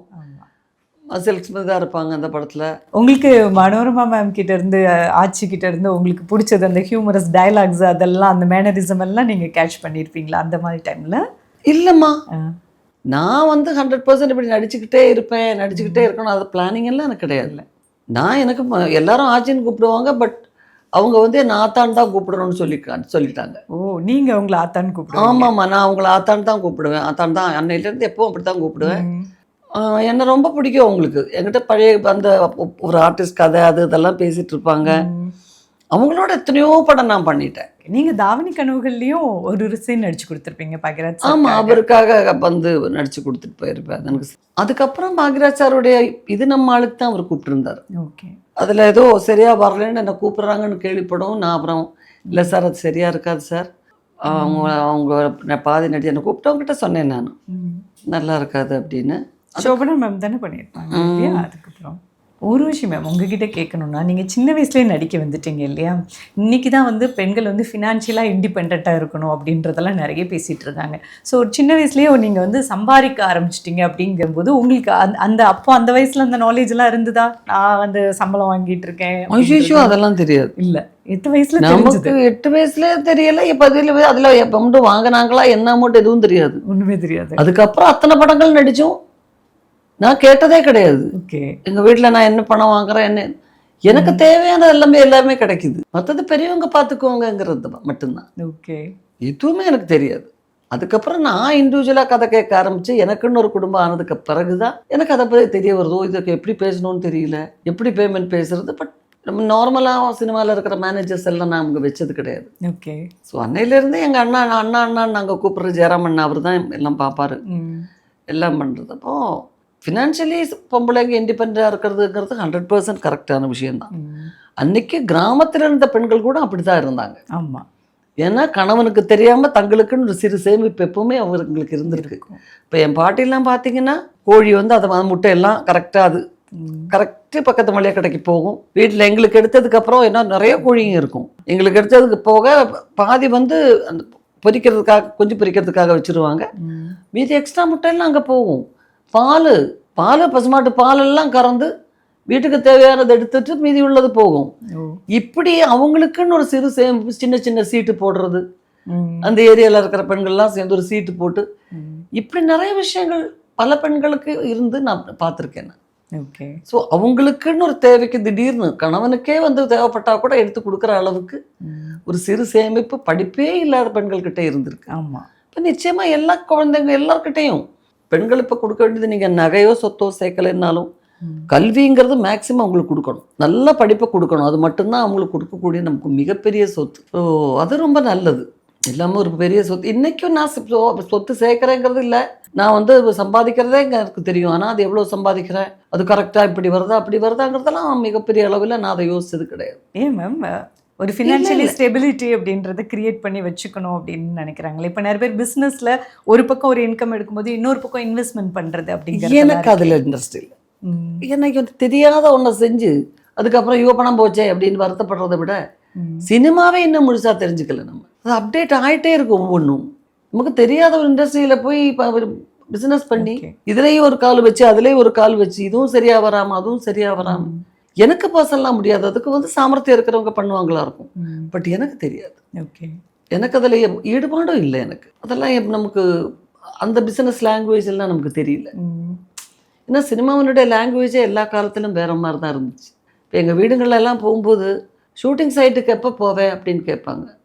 ஷூட்டிங் சைட்டுக்கா? எனக்கு அந்த வார்த்தையே தெரியாது. லொக்கேஷனுக்கு தான் போவோம், சைட்டுன்னா என்ன அப்படிம்போம். இதெல்லாம் எந்த டெய்லர் தப்பாங்கன்னு. டெய்லர் இல்லை, காஸ்டியூமர் தான் தைப்பாங்க. ஓகே, காஸ்டியூம் வரலையான்னா காஸ்டியூம் அப்படிம்பாங்க அவங்க. இப்போ எல்லாமே சினிமா லாங்குவேஜே வேற பல விஷயங்களுக்கு. ஆமாம், என்டையர்லி டிஃப்ரெண்ட்டு. அவங்க கேன்டீனும்பாங்க. எந்த கேன்டீன்ல உங்களுக்கு சாப்பாடு வரும்? சினிமா கேன்டீன் நிறைய பேர் வேற வேற வச்சுருப்பாங்களா? மெஸ்ஸுன்னு சொன்னால் புரியாது அப்போல்லாம் உங்களுக்கு. அப்போ ஒவ்வொன்றுக்கும் அந்த ஒவ்வொரு சினிமாவுக்குன்னே உபயோகப்படுத்துகிறத ஒவ்வொரு விஷயமும் தனிப்பட்ட விஷயங்களாகவே தான் இருந்துச்சு. நிறைய பேர் இப்போ நீங்கள் சினிமாலேயே நான் உங்களோட நிறைய நேர்காணல் பார்க்கும்போது நீங்கள் ரொம்ப சிம்பிளான வாழ்க்கையை வாழறதும், சிம்பிளாக மனிதர்கள்கிட்ட நேர்மையாக இருப்பேன், ஒரு விஷயம்னா இப்படி தான் மூஞ்சுக்கு நேராக நான் பேசிடுவேன் அப்படிங்கிற நிறைய விஷயங்கள் உங்களுடைய வார்த்தைகள்லேருந்து புரிஞ்சுக்க முடிஞ்சது. ஒரு ஒரு ஒரு டிசிப்ளினாக நான் இப்படி தான் அப்படின்றத நீங்கள் ஃபாலோ பண்ணிகிட்டே இருக்கீங்களா மேம்? இல்லை, நாங்கள் வளர்ந்தது அப்படி தான். நான் ஒரு ஜாயின்ட் ஃபேமிலியில் வளர்ந்தேன். 2 பாட்டி மெட்ராஸில் எங்கள் வீட்லேயே 2 பாட்டி இருந்தாங்க. அப்பாவோட அம்மாவும் அப்பா அம்மா அம்மாச்சியும் அப்பத்தாவும் எங்களோட கூட தான் இருந்தாங்க. ஓகே, கடைசி வரைக்கும். அப்புறம் சித்தப்பா, அப்பா, அம்மா, அத்தை, முக்கால்வாசி நேரம் அத்தை இங்கே தான் இருந்தாங்க. ஊரில் போய் பசங்களை பார்த்துட்டு இங்கே வருவாங்க. அத்தை பையன் தான் எங்களுக்கு மூத்த அண்ணனாக இருந்தார். அவர் அத்தையோட பையன் தெரிஞ்சதே எங்களுக்கு ரொம்ப லேட்டாக தான். அவன் தான் என்னை எடுத்து கொண்டு வந்து தூக்கிட்டு நடந்தது எல்லாமே அவன். ஜாயின்ட் ஃபேமிலினா ஒரு ஷேரிங்ன்ற ஒரு விஷயம் குழந்தையிலேருந்தே கற்றுட்டு இருக்கேன். டெஃபினட்டாக இது எனக்கு, இது என்னுடையது அதெல்லாம் சொல்ல எங்கள் அப்பா இது என்னுடைய ட்ரெஸ்ஸுன்னு சொன்ன உடனே அந்த ட்ரெஸ் அப்படியே கிழிச்சிட்டுவார். அப்படியா? ஆமாம், புது ட்ரெஸ்ஸாக இருந்தால் கூட நாங்கள் 3 பேர் சிஸ்டர்ஸு, இது என்னோடது அப்படின்னு. அது என்னோட கல்பனா சிஸ்டர் தான் ரொம்ப அந்த மாதிரி பண்ணுவாள். அப்படியாம்மா இது உன்னோட தான்? அச்சோ தெரியாமல் போச்சு எனக்கு. எங்கே காமி வாங்கினாலே எங்கள் அம்மா இருங்க ஒரு நிமிஷம் இருங்க என்ன ஒரு நிமிஷம் இருக்கிறது, அவளோட ட்ரெஸ்ஸு நான் பார்த்துட்டு நான் கொடுக்குறேனே வாங்கினேன் அப்படியே கிழிச்சிடுவார். ஐயோ, என் வீடுன்னுலாம் சொல்லக்கூடாது, எனக்கு இப்போவும் எங்கள் வீடுன்னு தான் சொல்ல வரும். ஓகே, இது உனக்கு எப்போ வந்துச்சு, நீ எப்போ தைச்ச இது சொல்லு. நான் தைக்கலை, பின்ன இது எங்கே வந்தது? எனக்கு அப்பா அம்மா நீங்கள் வெளியே போய் வாங்கி கொடுத்தீங்க. அப்பா அம்மா தானே வாங்கி கொடுத்தோம், அது எப்படி ஓன் ட்ரெஸ் ஆகும்? இது எங்கள் ட்ரெஸ்ஸும் கிடையாது, இது அந்த துணி கடையில் இருந்துச்சு. அது யார் தைச்சானோ என்னமோ தெரியாது, அவனுக்கு சொத்து. அவன் கஷ்டப்பட்டு தைச்சு நான் ஏதோ கஷ்டப்பட்டு அது சம்பாதிச்சு அது போய் வாங்கி உன்கிட்ட கொடுத்தா இது ஓன் ட்ரெஸ்ஸுங்கிற நாங்கள் சொல்லவே மாட்டோம். ஸோ அப்படி ஒரு கட்டுப்பாடோடு நாங்கள் அந்த வீட்டுக்கு வளர்ந்தோம். அந்த ஜாயின்ட் ஃபேமிலியில் வளர்ந்ததுக்கான எல்லா நல்ல குணங்களும் இருக்குது, கெட்ட குணங்களும் இருக்குது. என்னை தனியாக எதுவுமே செயல்பட முடியாத சூழ்நிலை. தனியாக சோறு கூட போட்டுடு நம்ம சாப்பிட தெரியாது. எனக்கு சாப்பிட வேண்டிய அளவு எனக்கு தெரியாது. இதெல்லாம் மைனஸ்ன்றீங்க. ஆமாம், ரொம்ப பசி எடுத்தா பயங்கரமாக பசிக்குதுப்பா, என்ன பசி, அப்போ இந்த பசிக்கு இவ்வளோ போடணுமா இருக்கும் அப்படின்னு நினச்சி நிறைய போட்டுறது. பார்த்தா அவ்வளோ தேவையில்லை. ஓகே, சமைச்சிடுறது. சமைக்கிறது மட்டும் இல்லை, மத்தியானம் சமைச்சதை எடுத்து போட்டு சாப்பிட்றது, தட்டில் போட்டு சாப்பிட்றது அவ்வளோ இருக்கணும். ஓகே, எடுத்து போட்டதுக்கப்புறம் பாதிக்கு மேலே அப்படியே வச்சுருது. ஐயோ இப்போ பசிக்கிறத பார்த்தா இவ்வளோ தேவைப்படும்னு தோணுச்சே, இப்போ வேண்டாம் என்ன பண்ணுறது அப்படின்னு. ஏன்னா அக்கா போட்டு சாப்பிடும்போது இந்தம்மா அப்படின்னு ஒரு வாய் ஊட்டுவாங்க. ஓகே, 2வது அக்கா வரும்போது அவங்க ஊட்டுவாங்க, பாட்டி சாப்பிடும்போது அவங்க ஊட்டுவாங்க, அம்மா சாப்பிடும்போது இப்படி மாற்றி மாற்றி எவ்வளோ உள்ளே போச்சுன்னு எனக்கு தெரியாது. இது என்னென்ன போட்டு மிக்ஸ் பண்ண இந்த டேஸ்ட்டு வந்துருச்சுன்னு தெரியாது. இது ரொம்ப நாள் இருந்துச்சு, இப்படி தான் ரொம்ப நாள் இருந்துச்சு. அதுக்கப்புறம் எப்போ சில விஷயங்கள் சில பேர் சொல்லி கொடுத்து கொஞ்சம் கொஞ்சமாக போட்டு சாப்பிட ஆரம்பிச்சு இப்போ நான் என் குழந்தைங்களுக்கு அதை சொல்லி கொடுக்குறேன். ஓகே, என் பையன் அதே மாதிரி தான். அவனுக்கு இப்போ 10 வருஷம் இருக்கும்போது நிறைய வேணும்னு அவன் நினைப்பான். ஸோ பிரியாணி எல்லாம் போடு எல்லாம் பண்ணு, எல்லாம் போட மாட்டேன்ப்பா, கொஞ்சம் கொஞ்சமாக போட்டால் அதை கொஞ்சம் சாப்பிட்டுட்டு எனக்கு போதும் அப்படின்ட்டுருவான். அதுதான் அதுலேயே காக்கா கிண்ண மாதிரி கிண்டி கிண்டி வைப்பாங்க. ஸோ அந்த மாதிரி தான். அதனால் அதெல்லாம் மைனஸுங்கிறது இல்லை, அதுவும் சொல்லி கொடுத்துருந்தாங்க, இப்படி பண்ணக்கூடாது இப்படி பண்ணக்கூடாது. பொம்பளை பிள்ளைங்க மேலே கொஞ்சம் அதிகமாக இந்த மாதிரியெல்லாம் கொஞ்சம் செல்லம். ஏன்னா யார் வீட்லையோ கட்டி கொடுத்து போகிறவங்க, அதுக்கப்புறம் அவங்களுக்கு இந்த வாய்ப்பு கிடைக்காது இல்லையா? அந்த ஒரு காரணத்தினால தான் அது ரொம்ப ஜாஸ்தி காமிக்கிறது அவங்கள. எங்கள் பாட்டியெல்லாம் என் தம்பியெல்லாம் திட்டுவான், எனக்கெல்லாம் அந்த மாதிரி கொடுக்கறது இல்லை, அப்போ அவளுக்கு மட்டும் எல்லாத்தையும் வச்சு வச்சு விட்ற அப்படின்னு. ஓ, உங்க வீட்ல பெண் குழந்தைங்களுக்கு தான் இம்பார்ட்டன்ஸ் அப்போ? ஆமாம், ஐயோ ரொம்ப எல்லாருக்கும் அந்த மாதிரி தான். ஏன்னா அப்போ அப்பதான் சொல்லுவாங்க, ஒருத்தர் வீட்டில் போய் வாழ வேண்டிய பொண்ணு, அதுக்கப்புறம் அவங்களுக்கு தானே உரிமை, நம்மளுக்கு எங்கே இருக்குது உரிமை? ஓ, அதனால செல்லமா வளர்க்கறது. அதனால அந்த வயசு வரைக்கும், எத்தனை வயசு வரைக்கும், 16 வயசு 17 வயசு, மேக்ஸிமம் 18 வயசு, அதுக்கு மேலே வச்சிருக்க மாட்டாங்க வீட்டில். ஆமா. சினிமாவுக்குன்னு வந்ததுனால நம்மளா வந்து முடிவுகளை மாற்றிக்கிட்டோம், இல்லைன்னா அதுக்கு மேலே இல்லையே, எப்போவே கட்டி கொடுத்துருவாங்க. ஸோ அப்போ இதையும் சொல்லப்போனால் கட்டிக்கிறதுக்காக மட்டும்தான் பசங்க பொண்ணுங்களை வளர்க்குறதே. ஆமாம், ஒருத்தங்கிட்ட கைகா பிடிச்சி கொடுத்தாச்சுன்னா நான் நிம்மதியாக காடான்னு கண்ணை மூடுவேன்னு சொல்லிட்டு தான் பாதி பேர் அன்றைக்கி வாழ்ந்துருந்தாங்க. ஓகே, வேற எந்த வேலையும் கிடையாது பொம்பளை பிள்ளைங்களுக்கு. கொஞ்சம் எழுத படிக்க தெரியணும், கணக்கு கூட்ட தெரியணும், நேராக அவனுக்கு போய் குப்பை கொட்டணும், பிள்ளைய பெற்றுக்கணும், வளர்க்கணும், இதுதான். ஆக்சுவலி நீங்களே இப்போ ஜாயிண்ட் ஃபேமிலியில் வளர்ந்துருக்கீங்க மேம். அப்போது பெரியவங்க சொன்னதை கேட்டு கேட்டு வளர்ந்துருப்பீங்க. பட் இப்போ உள்ள ஜெனரேஷன்லாம் அவங்க டெசிஷனை சின்ன வயசுலேயே அவங்க எடுத்துக்கிறாங்க. ஆமாம், சின்ன டெசிஷனோ அது பெரிய விஷயம் பெரிய பிரச்சனைனாலும் அவங்களே எடுத்துக்கிறாங்க. பட் உங்கள் ஜெனரேஷனில் வந்தவங்களெல்லாம் கேட்டால் ஒரு வயசுக்கு மேலே தான் எனக்கு என்ன பிடிக்கும், எனக்கு என்ன தெரியும் அப்படிங்கிறதே அனுபவபூர்வமாக, ஓ நமக்கு இது பிடிக்கல பண்ணிகிட்டு இருந்திருக்கோம், இப்போ தானே பிடிக்குதுன்றதே கண்டுபிடிச்சிருப்பாங்க. ஸோ நீங்கள் ஒரு சட்டனில் எப்போ, ஒரு சட்டன் ஸ்டேஜில் எப்போ நீங்கள் உங்களையே ஃபைண்ட் அவுட் பண்ணினீங்க? அப்படி இல்லை, அது வந்து ஒரு 20 வயசை க்ராஸ் பண்ணியாச்சு. அப்புறம் தான் என் கேரக்டர், எனக்கு பிடிச்ச கேரக்டர் இது போதும், எனக்கு இந்த கேரக்டர் வேண்டாம் இந்த கேரக்டர் வேணும், நான் சூஸ் பண்ண ஆரம்பித்தேன். ஓகே, படத்துலேயே கொஞ்சம் கொஞ்சமாக, படத்தில் நடிக்கிறதுமே கொஞ்சம் கொஞ்சமாக. பட் ஃபுட்டு அன்னையிலேருந்து எப்போவுமே எந்த சாப்பாடாக இருந்தாலும் அதை வந்து மேக்ஸிமம், எனக்கு பிடிக்காது, இது செட் ஆகவே ஆகாதுங்கிற எந்த ஃபுட்டும் எனக்கு கிடையாது. எல்லாத்தையும், அது ஜாயிண்ட் ஃபேமிலியில் வந்ததுனால எல்லாமே சாப்பிடுவேன். கசப்பான ஃபுட்டு, பாவக்காய் ரொம்ப நல்லா சாப்பிடுவேன், எல்லாமே சாப்பிடுவேன். ஐயோ இது ரொம்ப கசப்பாக இருக்கேன். சில பேர் பாவக்காய்க்கு கசப்பு தெரியக்கூடாதுன்னு வெல்லம் எல்லாம் போட்டு சாப்பிடுவான். அதெல்லாம் என் பழக்கம் கிடையாது. எங்கள் வீட்டில் பாவக்காய் கசப்பானது, அந்த கசப்போடு சாப்பிடணும், அதான் உடம்புக்கு நல்லதுன்னு அப்படியே சமைப்பாங்க, அப்படியே தான் சாப்பிடுவோம். இது எதுவுமே நமக்கு பிடிக்கல அப்படிங்கிறதெல்லாம் கிடையாது. சிங்கப்பூர் போனால் அங்கே என்ன ஃபுட்டு நல்லா இருக்குமோ அதை சாப்பிடுவோம். பட் யூஎஸ் போகும்போது எனக்கு ஒரு 2 நாள் 3 நாள் ஓகே, 3ஆவது நாள் இந்த ரைஸ் அப்படிங்கிறது இல்லை, இந்த ப்ரெட்டு மட்டும், இந்த ப்ரெட்டெல்லாம், ப்ரெட்டு மேலே என்ன தெரியுமா ஒரு அவோஷன் இல்லை, ரொம்ப அட்டாச்மெண்ட் கிடையாது. காரணம் இப்போ பசங்க சாண்ட்விச் அது இதுன்னு ரொம்ப ஃப்ரெண்ட்லி ஆகுறாங்க. அப்போ வந்து ஜுரம் வந்தவங்க தான் ப்ரெட்டு. ஆமாம், ஹாஸ்பிட்டலில் 2 ஆரஞ்சு ஒரு ப்ரெட்டோட வருவாங்க. இப்போ ஃபேஷன் ப்ரெட் டெய்லி இல்லை. அப்போ இந்த ப்ரெட்டை பார்த்தாவே ஐயோ ஜுரம் வந்து உங்கள் வீட்டில் பார்க்க வர்றவங்க 2 ஆரஞ்சு ஒரு ப்ரெட்டு. ஆமாம், அதிகபட்சமாக இன்னொரு ஆப்பிள் இருக்கும். எஸ், இல்லாமல் பெரிய கூட எல்லாம் வராது. இப்போ நீங்கள் ஃபாரின்ல அப்போ ஷூட்டிங் போகும்போது ரைஸ் கிடைக்கிறது கஷ்டமா இருக்கும். இப்போ ஓகே, இப்போ எல்லாமே எல்லா பக்கம் கிடைக்கும். இல்லை, ஒரு 90s மிடில்லே எல்லாம் கிடைக்க ஆரம்பிச்சிருச்சு. எல்லாம் குளோபலைசேஷனுக்கு அப்புறம் மாறிடுச்சு. ஆமாம், டோட்டலாக மாறிடுச்சு. அப்போ என்னன்னா ரைஸ் எல்லாம் இருக்கும், அதான் அவங்க ஃபேமிலிஸில் அவங்க யூஸ் பண்ணுறதுக்கு. அங்கே ஏதாவது வீட்டுக்கு போனால் தான் நமக்கு கிடைக்கும். இல்லைன்னா இந்த பர்கர் அது இது அந்த மாதிரி தான் கிடைக்கும். அந்த சிலோனிஸினுடைய கடையில் ரைஸ் கிடைக்கும், அது $4 கொடுத்தா இத்தினூண்டு கிடைக்கும். ஓகே, ஒரு சிக்கன் பீஸு, கொஞ்சம் வெஜிடபிள்ஸ் இருக்கும், நடுவில் இவ்வளோ இது ஒரு 50 வாங்கினா கொஞ்சம் ஓரளவுக்கு சரியா இருக்கும் நம்மளுக்கு. 50 இல்லை, அதுக்கு மேலே தேவைப்படுதுன்னா 2 ஸ்பூன், ஒரு டேபிள் ஸ்பூன் ரைஸ் அப்படி இருக்கும். அதுக்கப்புறம் அதுவே குவான்டிட்டி அதிகமாக ஆரம்பிச்சது.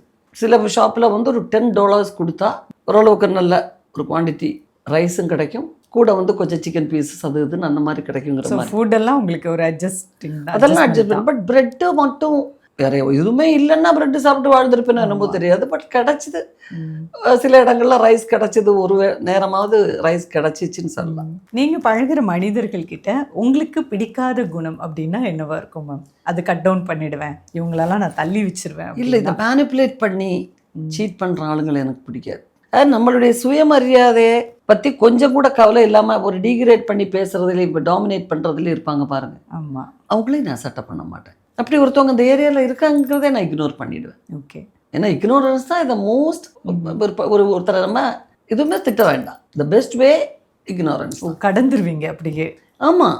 ஓகே. ஸோ அந்த ஏரியா இல்லை, க்ளோஸ் பண்ணி விட்டுருவேன். அது எனக்கு பிடிக்காது. அதே மாதிரி இந்த மேனிப்புலேட் பண்ணுறது, இப்படி பண்ணுறாங்க, அது அப்படி பண்ணுறாங்க, இப்படி பண்ணுறாங்கன்னு சொல்லிட்டு சம்மந்தமே இல்லாமல் இந்த மாதிரி பொய் சொல்லிட்டு வேறு மாதிரின்ற ஒரு பர்சனாக நமக்கு தெரிஞ்சால் அது நம்ம தாங்கிக்கவே முடியல. நமக்கு ரொம்ப ரஃப்பாக கூட பிஹேவ் பண்ணட்டும், நான் இப்படி தாங்க, உங்களுக்கு இஷ்டம் இருந்தால் என்னோட பழகுங்க, இல்லைன்னா வேண்டான்னு சொல்கிறவங்களே சண்டெல்லாம் போட்டுக்க மாட்டீங்க, ஆர்கியூ பண்ண மாட்டீங்க, அதெல்லாம் கிடையாது கிடையாது. பட் இந்த அப்பிரியமான சத்தியங்கள்லாம் நான் சொல்லிடுவேன். நான் அந்த மாதிரி போல்டுன்னு சொல்கிறவங்களே எனக்கு பிடிக்காது. உங்களுக்கு யார் ரைட்ஸ் கொடுத்தது? அது அடுத்தவங்களை பற்றி அப்பிரியமான விஷயங்கள்லாம் எந்த மேடையிலையும் பேசுறதுக்கு யார் உங்களுக்கு ரைட்ஸ் கொடுத்தது? அது நான் வந்து ரொம்ப வெளிப்படையாக பேசக்கூடியவர்கள் சில பேருக்கு பேசுவாங்க. ஆமாம். அதெல்லாம் அவ்வளோ நல்லதில்லை. அதெல்லாம் நான் பிடிக்காது, எனக்கு பிடிக்காது. ஏன்னா தன்னை பற்றி யாரும் பேசுகிறத கூட ஒத்துக்க மாட்டாங்க. அடுத்தவங்கள பற்றியெல்லாம் எந்த மேடையிலையும் பேசிட்டு நான் எதுவுமே மறைக்க மாட்டேங்க, டக்கு டக்குன்னு சொல்லிட்டு வேணுவாங்க. நீ என்னத்துக்கு டக்கு டக்குன்னு உன்னை பற்றி சொல்லு, மற்றவங்களை பற்றி பேசாத, மற்றவங்கள பற்றி சொல்லாத, உன்னை பற்றி டக்கு டக்குன்னு சொல்லிடு. நான் இந்த மாதிரிப்பட்ட கெட்ட குணங்கள்லாம் உள்ள ஆளு, ஓகே, இப்போ ஃப்ரீயாக சொல்லு, ஆஹா ஒத்துக்கிட்டாங்களே அப்படின்னு நாங்கள் சொல்கிறோம். ஸோ அடுத்தவங்களை பற்றி பேசுறதுக்காகவும் மட்டம் தட்டுறதுக்காகவும் பார்த்து நான் யாரையும் சட்டை பண்ண மாட்டேன், அப்படியே டக்கு டக்குன்னு சொல்லிடுவேன்னு சில பேர் சொல்லுவாங்க. இதெல்லாம் தான் எனக்கு பிடிக்காது. மற்ற எல்லா குணங்களும், ஏன்னா நம்மளை விட ஏதாவது ஒரு விதத்தில் டேலண்டடாக தான் நமக்கு சுற்றி இருக்கிற எல்லாருமே. ஆமாம். எந்த ஒரு விதத்தில் ஒரு சின்ன விஷயத்தில் கூட சுச்சு இது நமக்கு தெரியாமல் போச்சேன்னு இருக்கும் அவங்கக்கிட்ட இருக்கிறது.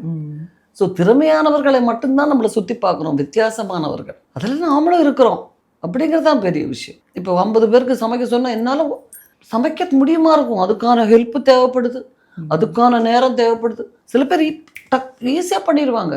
ஆமாம். காலையில் 10 மணிக்கு நம்ம சொல்லிட்டா கவலைப்படாதீங்க நாங்கள் பண்ணிடுறோம் அப்படிம்பாங்க. எனக்கு வியப்பாக இருக்கும். அது ஒரு பெரிய திறமை தானே அது. ஊர்வசி மேம், அழகுக்கு என்ன பண்ணுவீங்க? அப்படி ஒரு அழகு உங்களை பார்க்கும்போது லட்சணம்னு சொல்லுவாங்கல்ல. நான் வந்து அழகுங்கிற விஷயத்துல கான்சியஸே இல்லை. இல்லை, எந்த அள்ளி அள்ளி கொடுத்துட்டாரு. இல்லை அது எனக்கு தெரியாது. பட் என்னன்னா என்னுடைய அப்பியரன்ஸை பற்றி நான் கவலையப்பட்டது இல்லை சிவா. ஏன்னா அதில் அன்னைக்கும் எனக்கு ஈடுபாடு இல்லை, இன்னைக்கு ஈடுபாடு இல்லை. ஓகே. ஏன்னா எனக்கு தெரிஞ்ச ஒரே விஷயம், எனக்கு பிடிச்சவங்கள்லாம் ரொம்ப அழகு. மனசை பார்ப்பீங்க. மனசை பார்க்குறேன்னு என்னன்னு தெரியாது, எனக்கு பிடிச்சவங்கள்லாம் ரொம்ப அழகாக தெரியுறாங்க. சூப்பர். அது எல்லா காலத்துலேயுமே எனக்கு நல்லா பிடிச்சிருந்தா அவங்க தான் ஐயோ என்ன அழகாக இருப்பாங்க தெரியுமா, எனக்கு ரொம்ப பிடிக்கும். பெஸ்ட் குவாலிட்டி மேம் இது. என் சிஸ்டர் கல்பனா சொல்லுவா, ஓகே, ஐயோ ரொம்ப பயங்கர அழகுன்னு சொன்னால் உனக்கு ரொம்ப பிடிக்குமா அவங்கள, அதை மட்டும் சொல்லு, அழகுன்றதை நாங்கள் கீழே வந்து அண்டர்லைன் பண்ணிக்கிறோம் அப்படிம்பாங்க. உண்மை எனக்கு ரொம்ப பிடிச்சிருக்கு அப்படிம்பாங்க. ஸோ அதில் எல்லாமே சேர்ந்துருக்கு. அவருடைய அழகு, அவருடைய நல்ல பழக்க வழக்கங்கள், அவர் நம்மக்கிட்ட பழகிற விதம், இது எல்லாமே சேர்ந்துருக்குன்னு அர்த்தம். ஓகே. பட் சோ கோல்டு ஒரு என்ன சொல்கிறது, கவிஞர்கள்லாம் அந்த வர்ணிக்கக்கூடிய ஒரு அழகு இருக்கணும் அப்படிங்கிறது வந்து எனக்கு அதில் உடன்பாடு இல்லை. நீங்கள் பியூட்டி டிப்ஸும் எதுவும் எடுத்துக்கிட்டது இல்லை அந்த மாதிரி? இல்லை, கிடையவே கிடையாது. அப்போல்லாம் வந்து மேக்கப் எடுக்கும்போது மட்டும் கொஞ்சம் தேங்காய் போட்டுப்படி துணியை நினச்சி தொடச்சிருவோம், அப்புறம் போய் மூஞ்சியை கழுவுவோம், அவ்வளோதான். ரொம்ப ஒரு பயங்கரமான ஒரு அளவில் காஸ்மெட்டிக்ஸ் எல்லாம் யூஸ் பண்ணி இல்லை, அதெல்லாம் கிடையாது. எதுவுமே இதுவரை பண்ணினதும் இல்லை. இல்லை அது என்னன்னா, ஒரு க்ரீமை நம்ம போட்டு சில நேரம் நம்ம முயற்சிக்கிறதுக்கு சில பேர் அந்த க்ரீம் நல்லா இருக்கும் யூஸ் பண்ண முடியுமா, அது யூஸ் பண்ணிட்டு இருக்கும்போது இன்னொருத்தர் வந்து அது இல்லை ஆக்சுவலி நீங்கள் போட வேண்டியது, நீங்கள் இதை போடணும். இன்னொருத்தர் வந்து இந்த டயட்டு சொல்லுவாங்க சில பேர், இதை நீங்கள் காலையில் எடுத்துக்கோங்க, நீங்கள் 2 டேட்ஸும் 2 இதுவும் எடுத்துக்கோங்க. ஸ்கின் கேர் ஹேர் கேர் பயங்கரமாக. அப்புறம் இன்னொருத்தர் பார்த்தோன்னே டேட்ஸு நீங்கள் டெய்லி எடுத்துகிட்டு வந்தீங்கன்னா சுகரில் கொண்டு போய் விடும், அப்பா அம்மாவுக்கு சுகர் இருந்தால் கேட்கவே வேண்டாம், அப்புறம் போகவே போகாது. சொச்சோ இது என்னடா இது வம்பா போச்சு, அப்புறம் அதை நீங்கள் வந்து கொஞ்சம் நட்ஸை வச்சு அப்படியே வச்சு சாப்பிட்டு பாருங்கள். அடுத்தவங்க கொலஸ்ட்ரால் வந்துடும் பார்த்துக்கோங்க, அதுலேருந்து ஆல்மண்ட் மட்டும் சாப்பிடுங்க, மற்றது எல்லாமே கொலஸ்ட்ரால். இது ஏயா வம்பு, நல்லா நீ பழைய சாதமும் வெங்காயமும் போட்டு நல்லா தானே இருந்த நீ, உனக்கு தேவையான தேங்காய் என்ன வயிற்றுக்கு பழைய சாதம் வெங்காயம் போதும், வம்பே இல்லை. யாருமே வந்து பழைய சாதம் நீ சாப்பிட்றியன்னு சொல்லவே மாட்டேன். என் வீட்டில் சாதம் நேற்றுக்கு மீந்துச்சு, நான் பழைய சாதம் சாப்பிட்றேன், உனக்கு என்ன வந்து வேலை பரப்போ அப்படின்னு சொல்ல. நீ வெளியே இருந்து காசை கொடுத்து வாங்கினாதான் இது பிரச்சனை. இப்போ பழைய சாதத்தை விற்கிறாங்க மேம் பெரிய ரெஸ்டாரண்ட். அச்சோ, கேரளாவில் எத்தனை கடைங்க கியூ, அங்கே தான் கியூ அதிகம். நான் திருவாண்டத்தில் கிட்டத்தட்ட ஒரு 3-4 நாள் தொடர்ந்து போய் பார்த்தேன். ஓகே. ஒரு அம்மாவும் பொண்ணும் தான் அந்த ஸ்டாச்சுவிலேருந்து கீழே இறங்கும்போது அந்த விற்கிறாங்க. அப்போ அந்த வழியாக தான் எனக்கு போகணும் ஷூட்டிங். அப்போ காலையில் அப்படியே போய் அங்கே போய் நின்னா பென்ஸு வண்டிங்க அது இதுன்னு வண்டிங்களாம் நிற்குது. அந்த சட்டியில் கொடுத்துட்றாங்க. ம். வெங்காயம் அது இது எல்லாத்தையும் போட்டு கொடுத்துட்றாங்க. ம். அதை சாப்பிட்டு போகிறது கடைசியில் என் கூட இருக்கிற பையன் போய் அவங்க போய் இல்லை அந்த ஊரில் அந்த டிரைவர் தான் அவங்க வந்திருக்கிறாங்க. ம். இன்றைக்கி 3 நாளாக வர்றாங்க, கிடைக்கவே இல்லை. ஐயோ சொல்லவே இல்லையேப்பான்னு கொடுத்து அங்கே இருந்து அதை வாங்கி எடுத்துகிட்டு வந்து எனக்கு கொடுத்தாரு. கடைசியில் பழைய சாதத்தை வாங்கி சாப்பிட்றோம். அவ்வளோ ஏன்னா அதுதான் நம்மளுடைய இந்த எல்லா கிளைமேட்டுக்கும் அதுதான் நல்லது. அது அந்த நைட்டில் இருந்து காலையில் அந்த சிறு புளிப்போடு அதை சாப்பிடும்போது மண்சட்டியில் இருக்கும்போது ரொம்ப நல்லது உடம்புக்குன்னு இப்போ தான் தெரியுது. ஸோ நீங்கள் எதுவும் ஸ்பெஷலாக பண்ணுறது இல்லை அப்போது இன்னும்? இது சேர சேர சேர இது ஒரு விதமான கெமிக்கல் தானேங்க. ஆமாம். இதை வந்து கொஞ்சம் கூட ஒரு நாள் கூட இது இல்லாமல் கேப் விடாமல் காலையில் வந்த உடனே இதை தேய்ச்சி அதை தேய்ச்சி இது ஒரு கெமிக்கல் தானே சேருது. அது முடிஞ்ச வரைக்கும் அதை அவாய்ட் பண்ணுறது நல்லது இல்லை.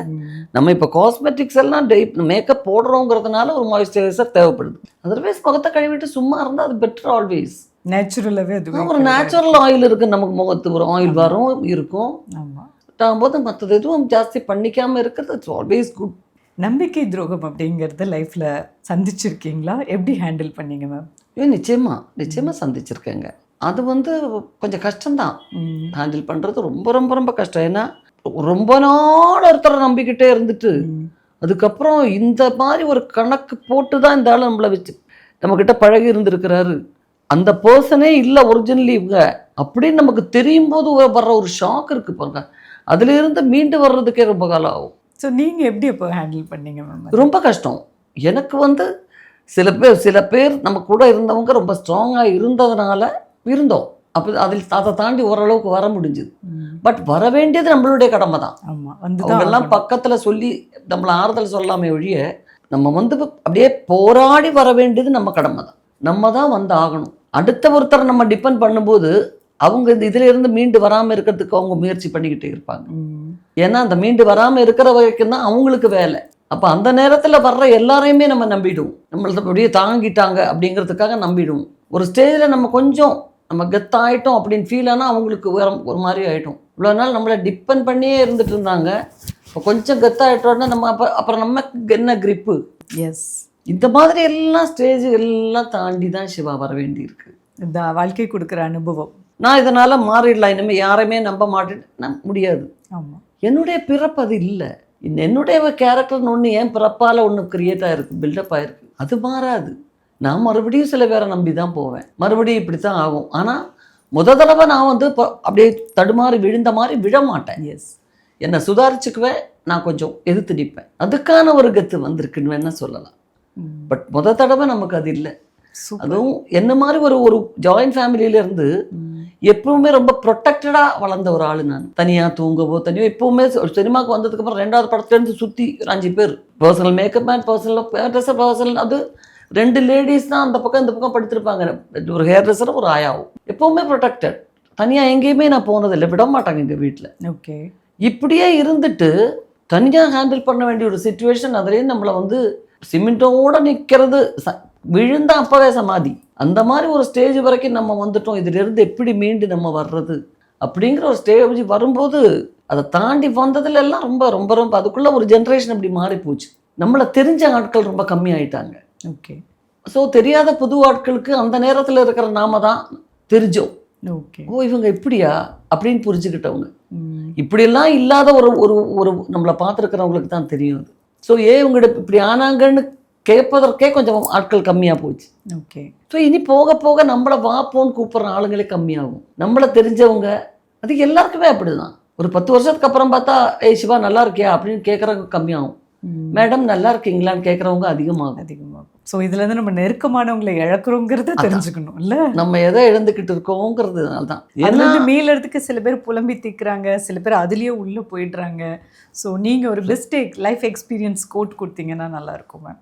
இதை வந்து அடுத்தவங்களுக்கு உபதேசத்துக்கு செலவே இல்லை சிவா. ஆமாம், ரொம்ப ஃப்ரீயாக கிடைக்கிற ஒரு விஷயம் உபதேசம். அந்த சிச்சுவேஷனில் இருந்து பார்க்குறவங்களுக்கு மட்டும்தான் தெரியும். அதனால நான் ரொம்ப அட்வைஸ் பண்ண மாட்டேன். இது ஒரு நல்ல ஒரு அட்வைஸாக வாழ்க்கையில் எடுத்துக்கொண்டு நான் சொல்லவே மாட்டேன். ஓகே.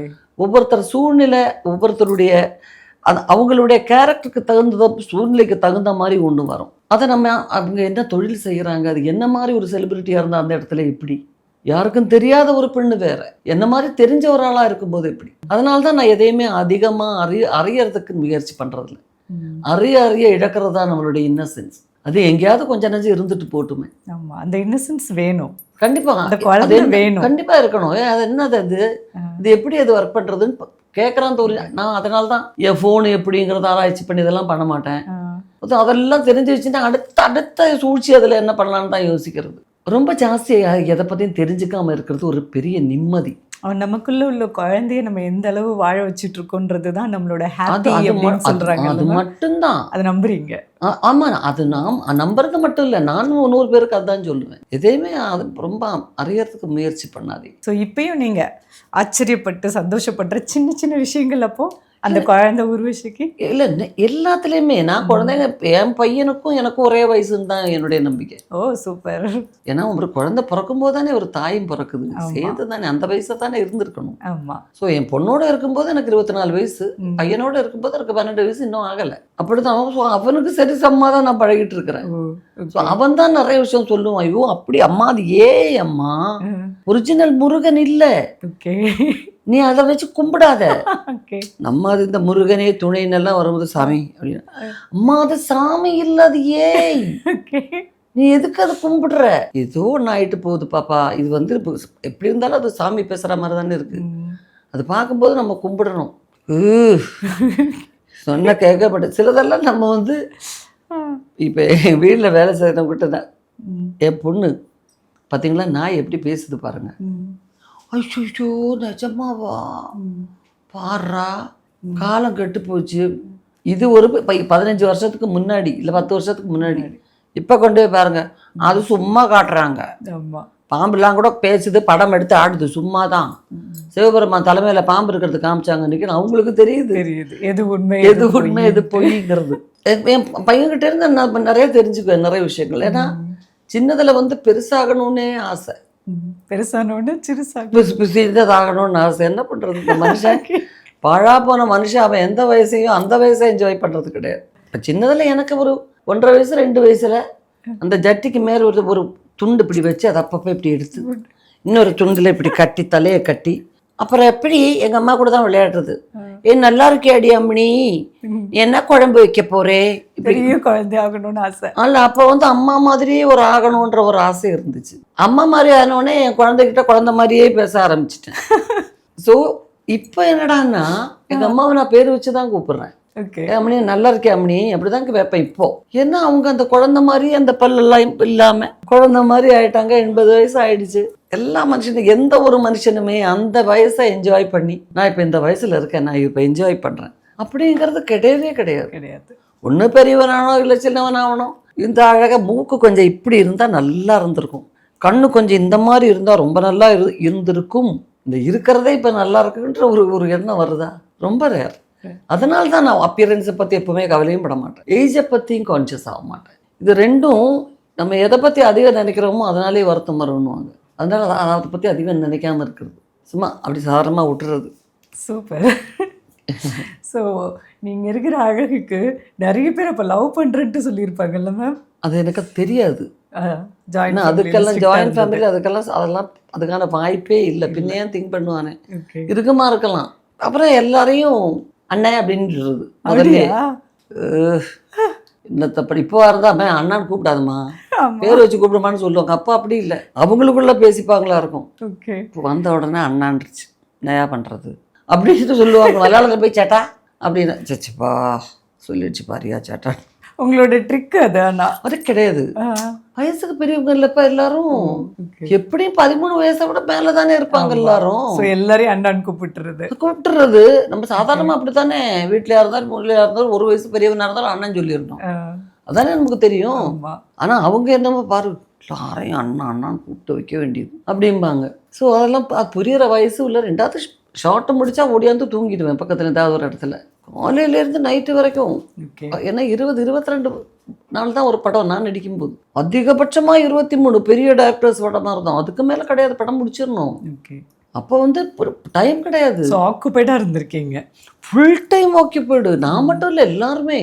பட் உங்களை பொறுத்த வரைக்கும் ஒரு ரிலேஷன்ஷிப்பில் கணவன் மனைவி அப்படிங்கும்போது அந்த மியூச்சுவல் அந்த விஷயம் என்ன இருக்கணும் கண்டிப்பா அப்படின்னு நினைக்கிறீங்க மேம்? எல்லாருமே சொல்ற மாதிரி ஒரு புரிதல் அப்படிங்கிறது ஒரு முக்கியமான ஒரு விஷயம். அப்புறம் அவங்க அப்படிதான் இருப்பாங்கிறது புரியறதா நல்லதுன்னு ஒரு ஸ்டேஜுக்கு அப்புறம் நான் நினைக்கிற மாதிரியே வரணும்னு நம்ம கம்பல் பண்ண வேண்டிய அவசியம் இல்லை ஒருத்தர். இப்படி நினைக்கும் போது தான் பிரச்சனை ஆகிறது. ஒரு பொதுவான தவறு அப்படிங்கிற ஒரு விஷயம் இருக்கு. இப்போ எல்லாரும் இங்கே உட்காந்துருக்காங்க, அதில் வந்து இங்கே வந்து உட்காந்து ஒருத்தன் சாப்பிட்றான்னா அது தவறு தான். அது அவன் இஷ்டம்னு சொல்கிறதுனால அர்த்தம் இல்லை. ஸோ அந்த மாதிரி ஒரு பொதுவான தவறுங்கிறத விட்டுட்டு மற்றபடி ஒவ்வொருத்தருடைய பர்சனல் விருப்பங்களை வந்து அவங்க இஷ்டத்துக்கு விடுறதான் நல்லது. மாற்ற ட்ரை பண்ணாமல் இருக்காங்க. திருப்பி நம்மளே அப்படி ட்ரை பண்ணக்கூடாது. உனக்கு பிடிச்ச மாதிரிலாம் நான் இருக்கணும், ஆனால் எனக்கு பிடிச்ச மாதிரிலாம் நீ இருக்க மாட்டேன்னு சொல்லும்போது தான் அங்கே பிரச்சனை வர்றது. நீ உனக்கு இப்படி தான் பிடிச்சிருக்கா, அப்படி நடந்துக்கோ, பரவாயில்ல. நான் எனக்கு தான் பிடிச்சிருக்கேன், நான் இப்படி நடந்துக்கிறேன் அப்படின்னு விட்டுட்டா தவறு இல்லை. என்னை மட்டும் நீ அட்ஜஸ்ட் பண்ணுன்னு சொல்லும்போது அது யாராக இருந்தாலும் பிரச்சனை தான் ஒரு ஸ்டேஜுக்கு மேலே. அது ஒரு சின்ன குழந்தையா இருந்தாலும் அதுக்கு பிடிக்காது. அதனால எந்த அடிமைக்கும் அந்த உடமையை பிடிக்காது. நீ வந்து சமமாக இரு, இல்லை உன்னை வந்து இல்லை என்னை பாதுகாக்கிற என்னை நேசிக்கிற முதலாளியாயிரு. ஒன்று அடிமையாக இருக்கணும்னு நீ எப்போ விருப்பப்படுறோ அதுக்கு மேலே உன்னை எப்போ உங்ககிட்ட இருந்து ஓடலாம் அப்படிங்கிறத நான் முயற்சி பண்ணுவேன். நான் இல்லை, யாராக இருந்தாலும் இல்லையா. ஸோ உங்களோட வார்த்தையிலேருந்து ஒருத்தர் டாமினேட் பண்ணக்கூடாதுன்றதை தெரிஞ்சுக்கிறேன். வாண்டட்லி நான் வந்து இப்படி இருக்கிற என்ன நான் சொல்கிறது நீ கேட்கணும், நான் பேசுவேன் நீ பேசக்கூடாது அப்படின்னா என்ன அர்த்தம்? அது யாருமே செய்யக்கூடாது. நான் தான் சொல்கிறேன், பொதுவான ஒரு தவறு அப்படிங்கிறது ஒன்று இருக்குது. அந்த தவிர நான் செய்தாலும் யார் செய்தாலும் தவறுங்கிறது தான். மற்ற விஷயங்கள் வந்து ஒருத்தருடைய பர்சனலான ஒரு விஷயம் அப்படிங்கிறது வந்து அதை விட்டுறணும். எனக்கு கொஞ்சம் நல்ல சுட சுட சாப்பிட பிடிக்குதா, ஓகே. சில பேருக்கு இப்போ உங்களுக்கு முருகலாக சாப்பிட தான் தோசை பிடிக்குமா, இப்படி சாப்பிடாத, நிறைய தண்ணி குடிப்பேன். என்ன மாதிரி இப்படி நல்லா நைஸாக இப்படி வந்து கல் தோசை மாதிரி சுட்டு சாப்பிடுன்னு ஒரு நாள் வற்புறுத்திக்கிட்டே நான் இருக்க வேண்டிய அவசியம் என்ன இருக்குது? இப்படி சாப்பாட்டில் இருந்து சிறு சிறு விஷயங்கள்லேயே வந்து எனக்கு பிடிச்ச மாதிரி நீயும் இருந்துக்கோ. நான் கீ ரோஸ்ட்டு தான் வாங்க போகிறேன், நீயும் அதே சாப்பிடுன்னு என்ன அர்த்தம்? நான் வந்து 2 கல் தோசை வாங்கிக்கிறேங்க அப்படி சொல்கிறேன். ஐயோ இதையே கட்டிக்கிட்டு எழுது பார் அப்படிமா சில பேர். எல்லாத்துலேயுமே ஒரு புரிதல் இருக்கணும். சாப்பாடு விஷயம் தானேன்னு வாங்கன்னா டைனிங் டேபிள் இருந்து தான் ஆரம்பம். தினம் 3 வேளை சாப்பாட்டிலேருந்து தான் சண்டையே ஆரம்பிக்கும். அதுதான் அங்கேருந்து தான் அடிப்படையான விஷயங்கள் ஆரம்பிக்கிறது அங்கேருந்து தான். நிறைய பேருக்கு தெரியாது. ஆமாம். ஒரு பிடித்த உணவு இருக்கிற ஒரு கடையில் மறுநாளும் போவோம். நம்மளுக்கு வந்து நம்ம ஆர்டர் பண்ணுறது நம்ம டேஸ்ட்டுக்கே கிடைக்கிற இடத்துல நம்ம மறுநாளைக்கும் போகணுன்னு ஆசைப்படுவோம். நல்லா இருக்குது அப்படின்னு 10 பேருக்கு ரெக்கமெண்ட் பண்ணுவோம். இல்லை நாங்கள் வந்து 3/4 மணி நேரம் ஒரு டீக்கே அப்படி ஆர்டர் பண்ணால் தான் டீ நாங்கள் கொடுப்போம். நாங்கள் வந்து ஏலக்காய் தட்டி போட்டு பாயாசம் மாதிரி தான் கொடுப்போம். இப்படின்னு ஒரு கடை இருந்தால் இன்றைக்கி காசு கொடுத்துட்டோமேன்னு சாப்பிடுவோம். அடுத்த நாள் வந்து ஐயோ பாயாசம் கொடுப்பாப்பாப்பா ஒரு மாதிரி ஆகும் அப்படின்னு தான் சொல்லுவோம். அது பிடிச்சவங்க 10 பேர் இருக்க மாட்டோம். இல்லை பொதுவாகவே எந்த உறவிலையுமே இன்றைக்கி ஜென்ரேஷன் குழந்தைங்க நீங்கள் நினைக்கிற மாதிரி உங்கள் இஷ்டத்துக்கு நிற்க மாட்டாங்க. எனக்கு இது தான் பிடிச்சிருக்கு, எனக்கு இது பிடிக்கலை, எனக்கு இது இவ்வளோ போதும், இவ்வளோ பத்தாது சொல்கிறதுல தெளிவாக இருக்காங்க. அது ஒரு நல்ல விஷயம். இப்போ என்னோட ஜென்ரேஷனில் இருந்தவங்க வந்து அம்மா இதுதான் சமைச்சாங்க, அம்மாவுக்கு இதுதான் பிடிச்சிருக்கு, அதை நான் சாப்பிடுவேன். அம்மாவுக்காக வேணா 2 வாய் அதிகம் சாப்பிடுவேன். நமக்கு வயிறு ஃபுல்லாக இருந்தாலும் இன்னும் 2 வாய் சாப்பிட்றா அப்படின்னா சாப்பிடுவோம். அந்த ஜென்ரேஷன் இப்போ இல்லை. இப்போ இல்லை, அடுத்த ஜென்ரேஷன் இன்னும் மாறும். ஆமாம். ஸோ மாறுற ஜென்ரேஷனுக்கு ஏற்ற மாதிரி எல்லாம் நம்மளை மாற்றிக்க முடியுமோன்னு தெரியாது. அடுத்தவங்களை தொந்தரவு பண்ணாமல் இருக்கிற வரைக்கும் நம்ம இந்த உலகத்தில் அமைதியாக இருந்துட்டு போகலாம். ஸோ உங்களோட ஆடியன்ஸ்க்கு உங்களோட பொன்னான வார்த்தைகளை சொல்லிட்டு நேர்காணல முடிச்சு. பொன்னான வார்த்தைகளை எல்லா காலத்துலேயுமே எனக்கு வந்து ரொம்ப நேரடியாக வந்து ரொம்ப நெருங்கி கம்யூனிகேட் பண்ணுறதுக்கு ரொம்ப ரொம்ப இஷ்டமானவங்க நீங்கள். உங்களுடைய நிறைய அட்வைசஸ் நான் எடுத்திருக்கேன் லைஃப்பில். அதே மாதிரி உங்களையும் பார்க்கும்போது எனக்கு என்னமோ என் சொந்தக்காரங்களை விட நான் எப்போவுமே உங்களுக்கு கடமைப்பட்டிருக்கேன். மக்களுடைய ஆதரவை என்றைக்குமே நாடுற ஒரு நடிகையாக தான் வந்து நான் அறிமுகப்படுத்துகிற மாணவி இருப்பாங்கிறது என் குரு எஸ்டாப்ளிஷ் பண்ண வார்த்தை. இன்றைக்கும் அப்படி தான், என்றைக்கும் அப்படி தான், என்றும் உங்கள் ஆதரவை நாடும் ஊர்வசி. நம்புகிறேன், எதிர்பார்க்குறேன். Thank you so much. Max Gold, cash for gold. Call 044 4545 4545. EVP Trade and Convention Center, Chennai. The biggest event destination now open for booking with 8,000 plus parking. Contact 85258 11111.